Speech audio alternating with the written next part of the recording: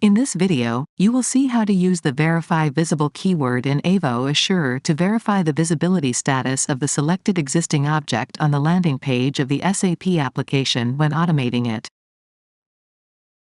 Begin by adding the first step on the design test steps by selecting authormenu_btn as the element name from the element name drop-down, and Verify Visible as the keyword from the keyword drop-down.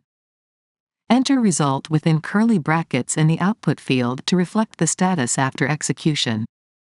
For the second step, select it generic as element name, and display variable value as keyword to display the output entered in the first test step.